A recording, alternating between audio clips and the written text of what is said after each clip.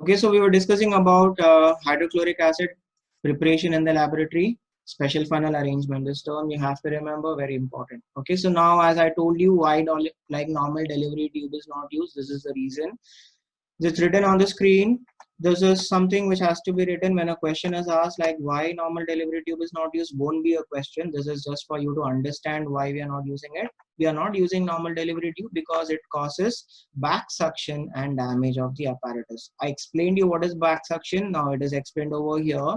That is a process in which water is pushed up into the delivery tube due to the difference in pressure inside and outside the tube. Now the difference in pressure is caused because initially there was this gas which was coming through the delivery tube, but then now we don't have any gas coming. So as a result, the pressure inside becomes less, outside is higher, and that's the reason why the water rushes in into this delivery tube because of difference in the pressure. Okay.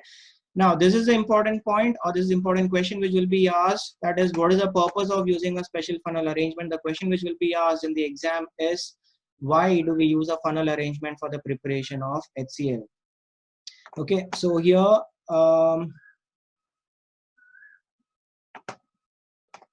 okay, so here the reason is that the first point is that the funnel arrangement prevents or minimizes back suction, and the second point is it provides a large surface area for the absorption of hydrogen chloride gas. You have to write both the points when the question is asked. Okay, even though the question might come as a 1-mark question, you will still write both the points, okay, in your answer, otherwise you lose your marks. Okay, the important thing is that children, in board exam, okay, we don't have a system of giving half marks. So if you don't write the complete answer, even if whatever you have written, like half of it is correct, you will still get 0 marks. So you have to make sure that you're writing, like, everything which is being told to write in the exam. Okay, so the second point I will explain this, that is provides a large surface area for absorption of hydrogen chloride gas. That is, if you are taking this setup, you can see if I'm using a normal delivery tube, the area which will be, like, it is just the width of this delivery tube. I hope you can imagine that. Okay, the width of this delivery tube is obviously less than the width of this funnel. So obviously that is the reason why we are not using a normal delivery tube. Since when you're using this funnel, we can, like, we get more space for, just a second. Okay, so by using this, we get more space for the absorption of HCl, okay, through all this. So it is, like, that is the reason why we say it is, like, it gives you more surface area for the absorption of HCl. So it becomes very easy for absorbing HCl into water. Okay, so this is the reason why we use a funnel. Okay, so there are 2 points. You will study both the points. Both the points are important. First point is prevents or minimizes back suction. Second point is provides large surface area for absorption of HCl gas. I hope whatever we discussed till now is clear. Shlok Das, clear. Riya Sharma, Piyush, clear. Okay, good. Okay, so the next is the important part of HCl is physical property of HCl. You have to by heart the boiling point of HCl, which is 109.8 degrees Celsius. You have to by heart this number. And why do we have to by heart this number is because of this particular thing which we are discussing now, which is called as a constant boiling mixture. Okay, constant boiling mixture, I'll explain you what it is. That is, if I am taking a mixture of HCl in water, see, we said that we are preparing HCl in water. So that is why when we are preparing HCl, the HCl produces dilute HCl. Okay, HCl produces dilute HCl. So in order to make it concentrated, what we do is we heat it, or, like, we boil it, because we know that the boiling point of water is 100 degrees Celsius, right? That everybody knows that 100 degrees Celsius is the boiling point. And since the boiling point of HCl is 109.8, we can remove maximum amount of water in it. But then what happens is that at times it's not possible. And when we heat it and there is no, like, check on the temperature in this process, we can see that when water is coming out as vapors, along with that HCl also comes out. And that comes out in the same proportion as it is present in the acid. So if I'm taking a very dilute version of HCl, whatever proportion of water and acid is present inside that liquid, that same proportion will be coming out. as vapors, and that is the reason why we cannot use boiling or distillation as mentioned over here as a process to what do you say, concentrate dilute hydrochloric acid. Okay, so this is a very important question, and this constant boiling mixture, it is a very important term. You need to know what is constant boiling mixture. We are studying three acids in this study of compounds: HCl, HNO3 and H2SO4. All three acids have got constant boiling mixture, and you need to know all the temperatures. Okay, so like this, how we have got under 9.8 over here, we will be having temperatures for HNO3 and H2SO4. You have to remember. So when a question comes, why dilute HCl cannot be concentrated by boiling or distillation, this is the answer. This, okay, that is when dilute HCl is heated on reaching 109.8 degrees Celsius, both water and acid is evolved in the same proportion as present in the liquid. Hence, we cannot concentrate HCl by boiling or distillation. Okay, so this is very important, constant boiling mixture. Okay, so this we have already marked in the textbook yesterday. Okay, so the next topic is chemical properties of hydrochloric acid. This is the second last topic, after which we have just the test for HCl. So in this we have got equations. I want you to look at the screen, don't check the textbooks now, don't get confused. I'll explain how to understand this, very simple. Okay, so as I told you yesterday, we need to know the general equations. The general equation, the first equation which I have over here is when active metal is added to acid, we get salt and hydrogen. Okay, so we have studied what are active metals. For that, you need to know the metal reactivity series. Okay, the ones which come below calcium and the one which is above, like, you know, lead, they are active metals. So that will be like magnesium, iron, zinc. So when I'm taking an active metal, so we have taken Mg over here. Okay, we add it to HCl.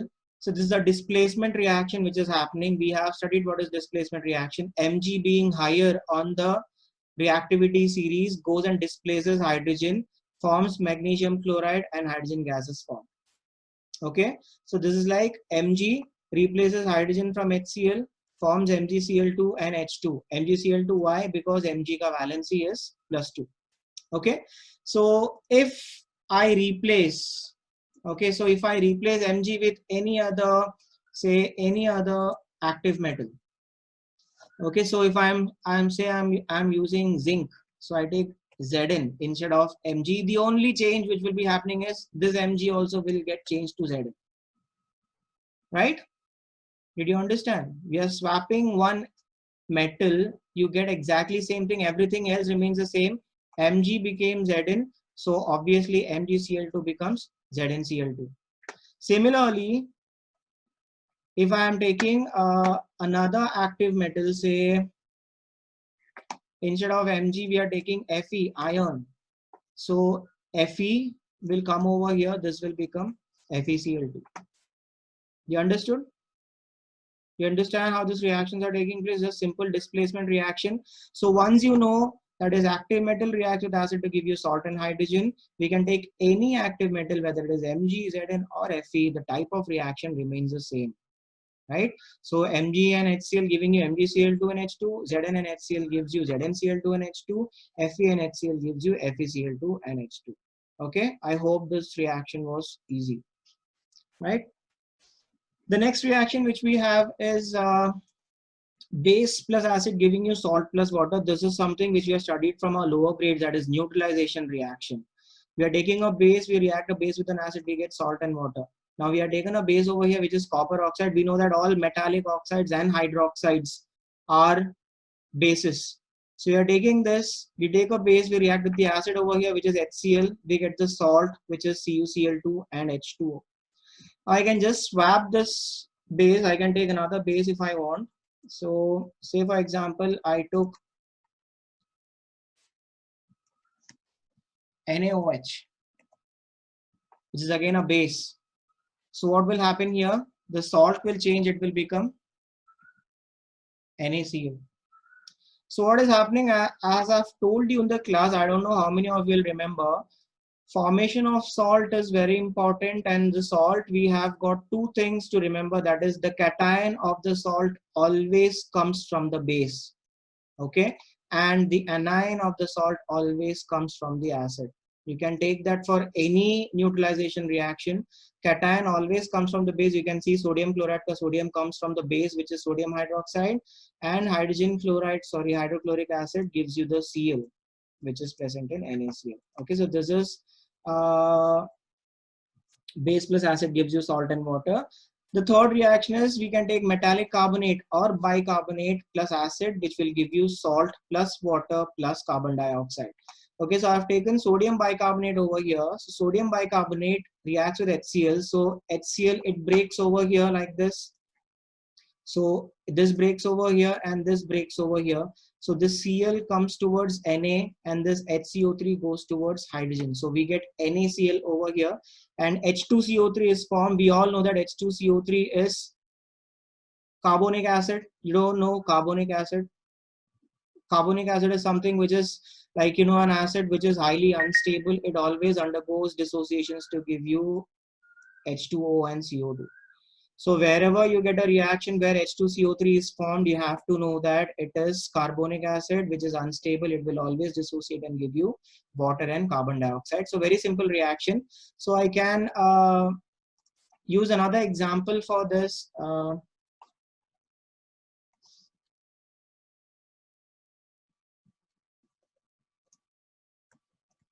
So instead of sodium carbonate, I'll use sodium bicarbonate, that is NaHCO3. In this case, nothing will happen. The reactance is the same. Product also remains the same because only the balancing part is changed over here. So NaHCO3, if I am taking this again, I'll show you how to break it. So this will be like NaHCO3. This will break over here and this will break over here. Chloride will come towards Na, HCO3 will go towards H, H and HCO3 forms H2CO3, and Na and Cl will form NaCl. Okay, so this is how this reaction takes place, right? Okay, I'll give you another example where we take another carbonate over here. So let's say we are taking say magnesium carbonate. So if I'm taking magnesium carbonate over here, the change will be over here. So we will get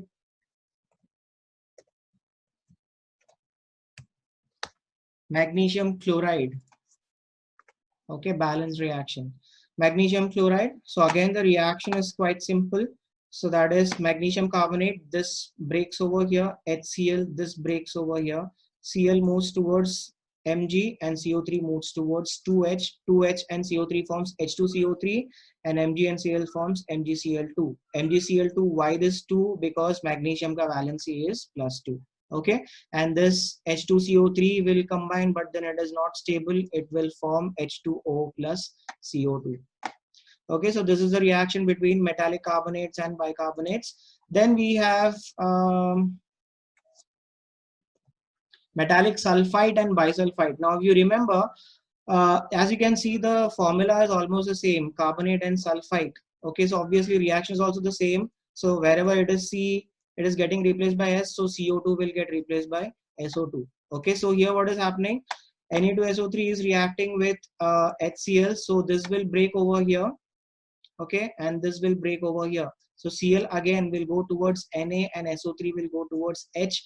There is no H2SO3 which is formed, so these two things will form H2O and SO2 and NaCl, obviously because of the combining this of Na and Cl.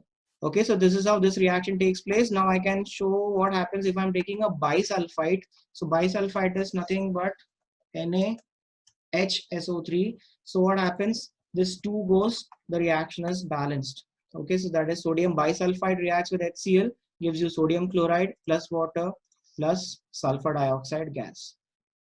We have already studied how to, like, you know, distinguish between CO2 and SO2 gases in practical chemistry. We'll be studying that in detail this year again. Okay, the next reaction is metallic sulfide. Now sulfide is S. Reacts with acid, so obviously the gas will be H2S. You know the distinguishing feature of H2S. H2S is a gas which has a rotten egg smell. Again, the reaction is quite simple. Again, it is like, you know, FeS, which breaks over here, HCl, which breaks over here, Cl goes towards Fe, and H comes towards hydrogen. So Fe and Cl forms FeCl2. Why FeCl2? Because in FeS, the valency of ion is +2. Okay, so it is +2 valency. So obviously it will be having +2 valency here. That is why it is not forming ferric chloride. It is forming ferrous chloride. Okay, so ferrous chloride and hydrogen sulfide over here. That is H2S.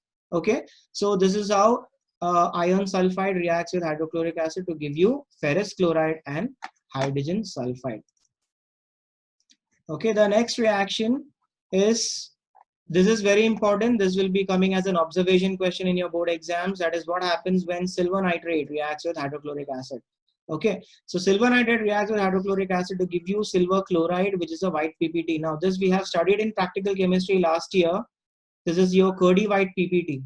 Okay, and this Kurdi white PPT dissolves in ammonium hydroxide but remains undissolved in dilute nitric acid. Okay, similarly, we can take lead nitrate. Again, we are dissolving it in HCl. Again, a white PPT is produced over here, which is PbCl2, that is lead chloride, and which will form nitric acid. Okay, so this is actually same type of reaction. All the reactions which is happening over here is exactly the same. We just have to break the bonds and join the bonds. So we break it over here. Ag and Cl comes together, NO3 and H comes together, so that's why we get AgCl and HNO3. Similarly over here we got PbNO3 twice and HCl, so this breaks like this. So Cl comes towards Pb, NO3 comes towards H. We know that the valency of Pb is Pb2 plus. Whenever we are taking lead, we are taking lead in the Plumbus form, not the plumbic form. If it is plumbic, they will mention that it is plumbic. Otherwise, whenever it is lead, it is plumbus. Similarly, over here, whenever it is silver, it is always argentus, Ag with valency 1. Whenever you're taking Pb, it is always Pb2 plus, that is plumbus.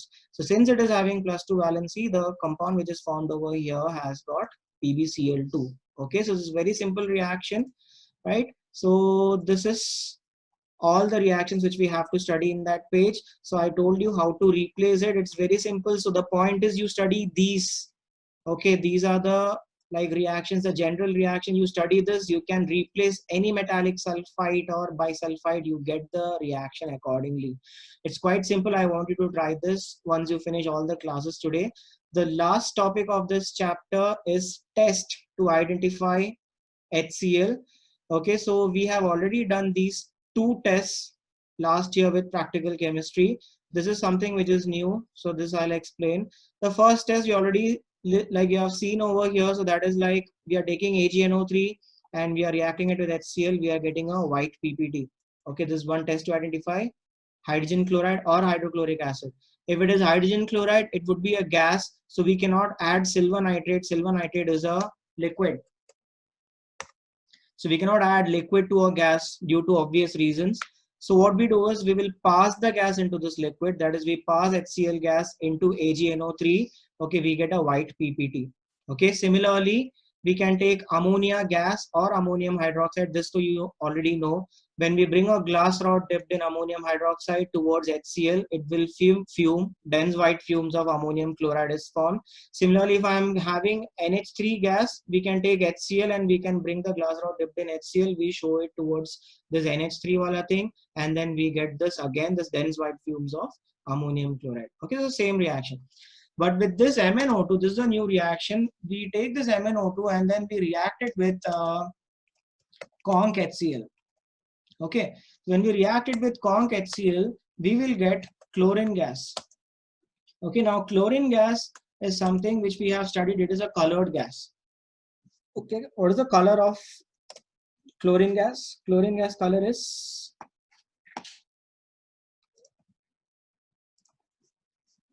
yes, Piyush. Sir, greenish yellow. Greenish yellow, right? Okay, so it is a greenish yellow colored gas. So when we are heating this MnO2 with conc HCl, we can see a greenish yellow colored gas coming out of the test tube, and that is one test to identify that the liquid which we added to this MnO2 is Cl2. We'll also study the distinguish between question of MnO2. MnO2 is actually a black colored salt. So is copper oxide, the copper oxide which we used over here. These two are similar looking black colored salt. In practical chemistry, that is 10th grade practical chemistry, we have a practical on how to distinguish between CuO and MnO2. The reagent used over here is ConHCl, because MnO2 is the only compound which gives you chlorine gas. CuO does not give you chlorine gas. That is how we distinguish between those two things. Okay, so with this thing, we complete the chapter hydrogen chloride.